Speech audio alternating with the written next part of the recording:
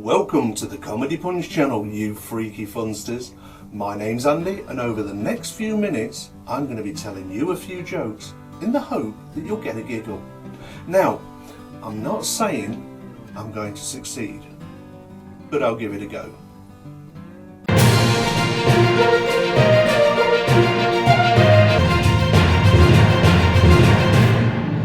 This is the Comedy Punch news. Today it's reported in maritime news that in the Bering Straits a ship carrying blue paint collided with a ship carrying red paint. Authorities have said that both crews have been marooned. I know it's a cheesy joke. Anyway, what do you think to the new intro? I quite like it.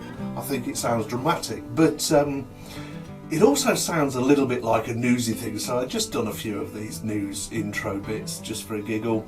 What do you think? Leave a comment down below, let me know. Or, as always, you know, if you like the videos, then hit the like button. Show your support. Also, don't forget to subscribe. Hit the bell icon, that way you don't miss out on future content and future jokes. And I want to grow this channel, and I can't do it without your help.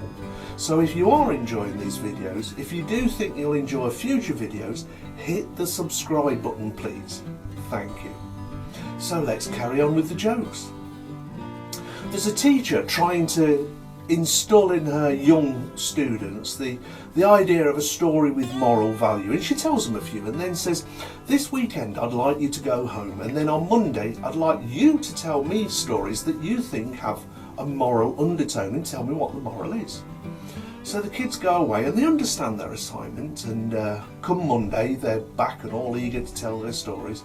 So she randomly picks out different children. She goes, Susie, you tell me something. She says, well, my mum, she went to the shops and she bought a dozen eggs, and she put them in very carefully in her shopping basket, and when she came over she tripped and all of the eggs got cracked. And she goes, yes, and what's the moral? She goes, well, the moral of the story is you don't put all of your eggs in one basket. She goes, very good, that's a very good moral. She goes, thank you, miss. She goes, Billy, have you got a story? He goes, yes, miss, very similar, it's about eggs and that, but we keep chickens, you see, and we sell the eggs, and one of our chickens had laid 4 eggs, and Dad decided that he was going to let them hatch, so we got more chickens, and he said, just think, in a few weeks we'll have 4 more chickens, but not all of the chickens, all of the eggs hatched. We only got 2 that hatched, and we only got 2 chickens. He says, oh right, and the moral of the story? He says, and the moral is,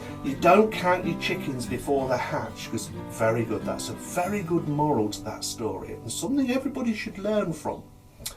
Now, let's see, is there anybody else with a good story?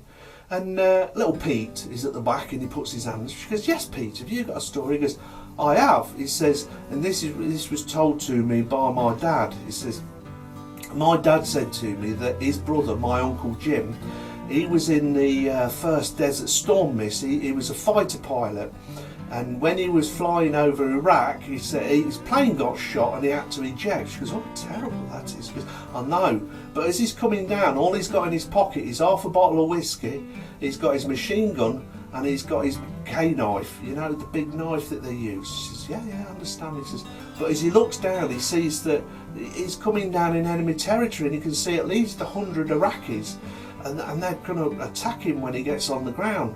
So he knew that it was going to be a bad landing and knew what was expected. So he drank the half bottle of whiskey, threw that away, made sure he got the rifle, made sure that was cocked and loaded, and when he landed on the ground, well, just with the rifle, he managed to kill 70 of these Iraqis. He says, then 20 more he stabbed to death with his knife when his bullets ran out. He says, well, he hadn't got a knife because that snapped, he says, and he hadn't got his gun, and he says there was still 10 Iraqis, and he killed them with his bare hands. She goes, oh my goodness, this is a horrific story. He says, what's the moral? Well, my dad told me the moral is, you don't piss off Uncle Jim when he's had a drink.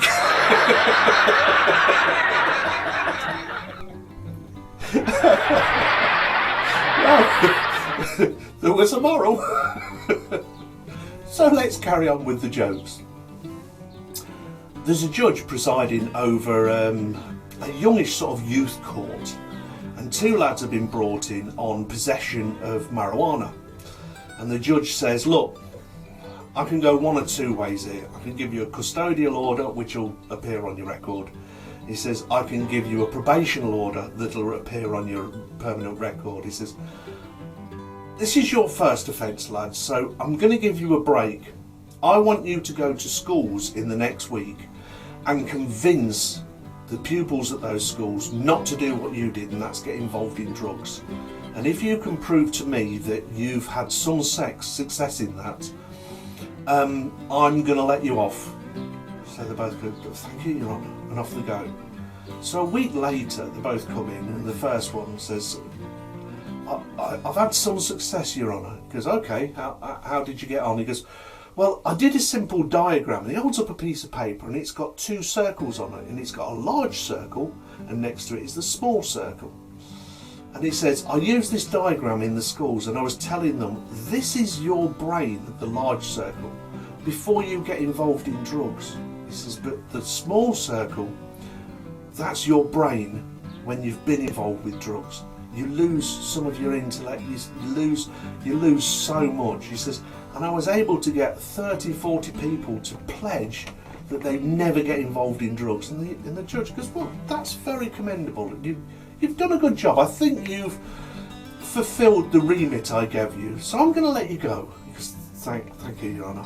And he turns to the second guy, he goes, and how did you get on?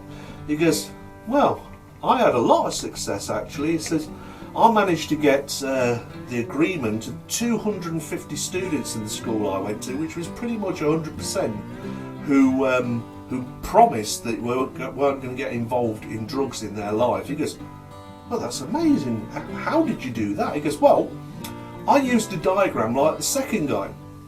And he holds up a piece of paper, but this time it's got a small circle first, and then it's got a large circle next. And he goes, okay, it seems just a reverse of the last diagram.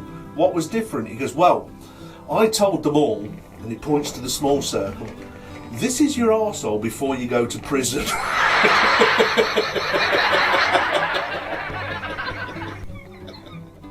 I do drugs.